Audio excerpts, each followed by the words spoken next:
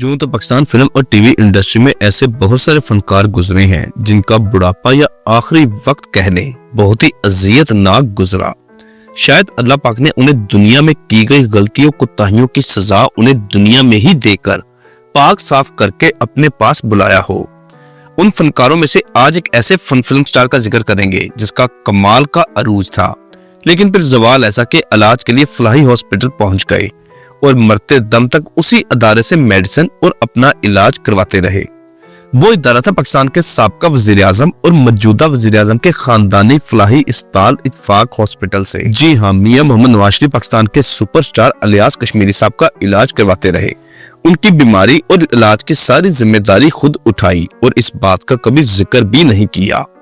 شریف خاندان سے لاکھ اختلافات سہی، لیکن یہ بات ماننی پڑے گی کہ شریف خاندان نے آج تک جو بھی فلاحی کام کیا بہت ہی خاموشی سے کیا اور کبھی اس کا سیاسی فائدہ یا کسی بھی جگہ اس کو کیش کروانے کی کوشش نہیں کی۔ اس ویڈیو میں بات کریں گے الیاس کشمیری صاحب کی۔ ان کے آخری وقت میں کوئی بھی ان کے ساتھ نہیں تھا۔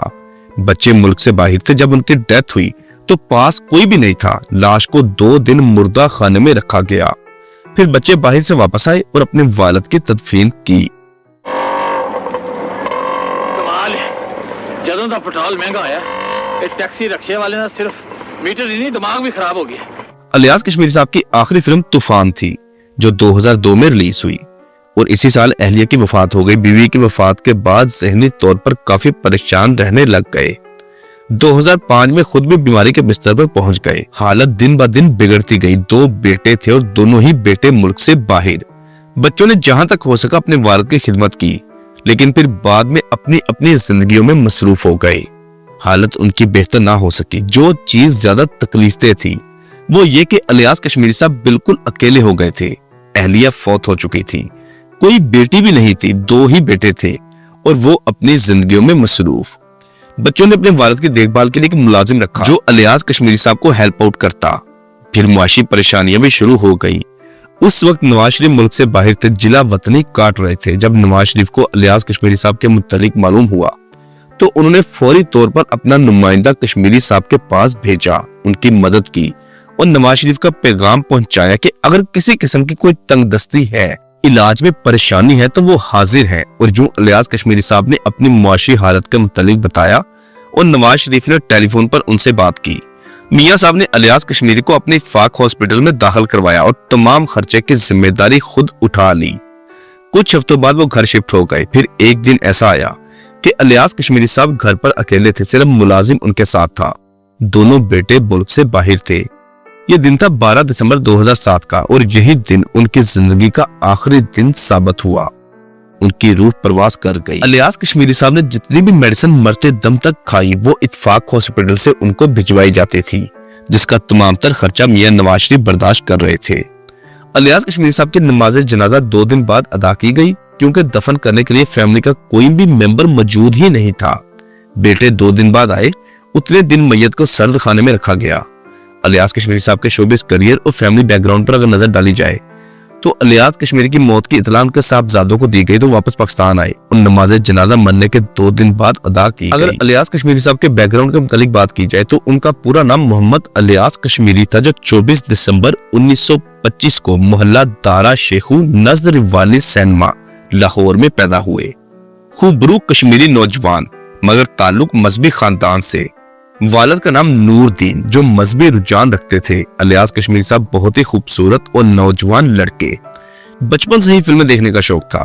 فلمیں دیکھتے ہوئے فلموں میں کام کرنے کا شوق پیدا ہوا، مگر گھریلو مجبوری تھی کہ گھر والے کبھی اجازت نہ دیتے، بلکہ وہ ناچ گانے اور فلموں کے سخت ترین مخالف تھے۔ ویسے بھی اس دور میں مسلمانوں میں ایسے کام کرنے والے کو نفرت کی حد تک برا سمجھا جاتا تھا۔ یہ قیام پاکستان سے پہلے کا دور تھا اور اس دور میں تقریباً ہر فنکار اپنی فیملی کی طرف سے ایسے ہی ملے جلے رد عمل کا سامنا کرتا تھا۔ ان میں سے ایک نام الیاس کشمیری صاحب کا تھا۔ الیاس کشمیری صاحب دل میں ٹھان چکے تھے کہ اگر بننا ہے تو اداکار ہی بننا ہے۔ گھر والوں سے جھوٹ بولا کہ وہ بمبئی کام کے سلسلے میں جانا چاہتے ہیں کیونکہ بمبئی روزگار کے لحاظ سے مرکزی حیثیت رکھتا تھا۔ گھر والوں سے جھوٹ بول کر بمبئی چلے آئے۔ اس وقت کشمیری صاحب کی عمر 20 سال تھی، یعنی یہ 1945 کا دور تھا۔ मुंबई जाकर उस वक्त के मशहूर फिल्म डायरेक्टर सोहराब मोदी से मुलाकात की और अपनी ख्वाहिश का इजहार किया। सोहराब मोदी ने उस खूबरू नौजवान अलियास कश्मीरी को एक मौका देने का वादा किया।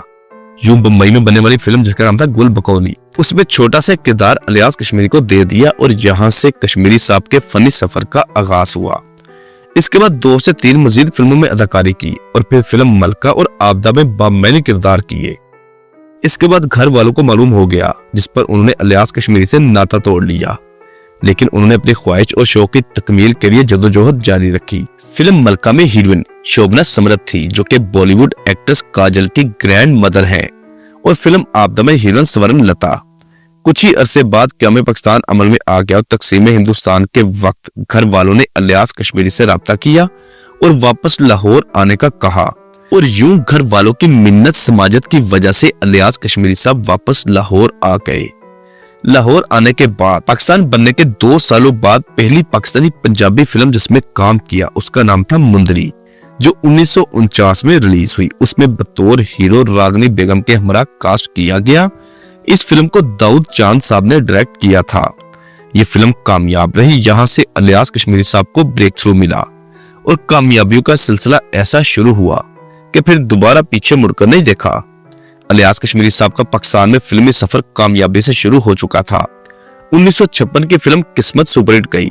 इस फिल्म में हीरो संतोष कुमार जबकि हीरोइन मुसर्रत नजीर थी। इस फिल्म में अलियास कश्मीरी ने संतोष कुमार के बड़े भाई का किरदार निभाया। उस करैक्टर का नाम था ताया। अलियास कश्मीरी का ये करैक्टर इस कदर मशहूर हुआ कि हकीकी जिंदगी में भी उन्हें ताया के नाम से पुकारा जाने लगा। 1956 की फिल्म माही मुंडा में पहली बार विलन का किरदार निभाया और यह फिल्म बॉक्स ऑफिस पर हिट हो गई।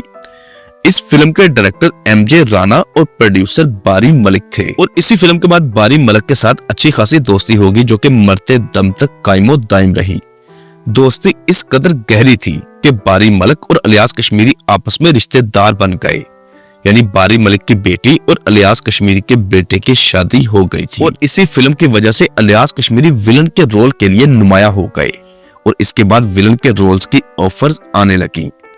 फिर फिल्म यक्के वाली में एक बार फिर मनफी किरदार निभाया, इसको भी पसंद किया गया, यानी कि यहाँ से अलियास कश्मीरी साहब के ऊपर विलन का ठप्पा लग गया और फिर सैकड़ों फिल्मों में विलन्स के बहुत ही कामयाब किरदार निभाए। अलियास कश्मीरी साहब की अगर मशहूर और कामयाब फिल्मों की बात की जाए तो उनमें बनारसी ठग, गामा बीए, उस्ताद शागिर्द, वहशी जट और अय्याशी जैसी फिल्में शामिल हैं। इसके अलावा फिल्म अलियास कश्मीरी साहब ने दर्जनों फिल्मों में ओल्ड एज कैरेक्टर भी बहुत ही उम्दा तरीके से निभाए। 1955 में अलियास कश्मीरी साहब 30 साल के थे तो घर वालों की मर्जी से एक गैर फिल्मी औरत से शादी की, जिसका नाम परवीन था। घर वालों ने शर्त रखी थी कि शोबिज में जाकर तुमने खुद की मर्जी की है, मगर शादी हमारी मर्जी से कर लो, क्योंकि वो नहीं चाहते थे कि अलियास कश्मीरी किसी फिल्मी लड़की से शादी करके हमेशा हमेशा के लिए अपने घर और खानदान को छोड़ दे। घर वालों की मर्जी से परवीन नामी घरेलू औरत से शादी की, जिसमें से अलियास कश्मीरी साहब के 2 बेटे मुअज्जम अलियास और आसम अलियास पैदा हुए। बच्चों को आला तालीम दिलवाई, तमाम सहूलियात ऐशो इशरत करवाई। 1997 में उनकी बीवी परवीन का इंतकाल हो गया और इसके बाद अलियास कश्मीरी साहब अकेले हो गए और उनकी आखिरी फिल्म तूफान 2002 में रिलीज हुई। बेटों की शादियां भी कर दी और वो अपनी अपनी जिंदगियों में मसरूफ हो गए और यूं अलियास कश्मीरी साहब तन्हा जिंदगी गुजारते रहे और 12 दिसंबर 2007 को बेयारो मददगार इस दुनिया से चले गए। उनकी मैयत को, जैसा कि हमने आपको शुरू में बताया है कि उनकी मैयत को 2 दिन सर्द खाने में रखा गया। उसकी वजह सिर्फ ये थी कि उनका अपना कोई भी उनके पास नहीं था। उनके 2 बेटे जो उनका वाहिद सहारा थे, वो दोनों अपने बीवी बच्चों को लेकर बैरून मुल्कों में जा चुके थे, इस चीज की परवाह किए बगैर कि उनका बूढ़ा वालिद, और वो भी बीमारी की हालत में, कैसे गुजारा करेगा। इस चीज की उन्होंने परवाह नहीं की और जब वालिद की डेथ हो गई तो उसको दफन करने, उसकी आखिरी रसूमात अदा करने पाकिस्तान आए और अपने बाप को दफन करके दोबारा वापस चले गए। अल्लाह पाक से दुआ है कि अल्लाह पाक अलियास कश्मीरी साहब को करवट जन्नत अता फरमाए। आमीन।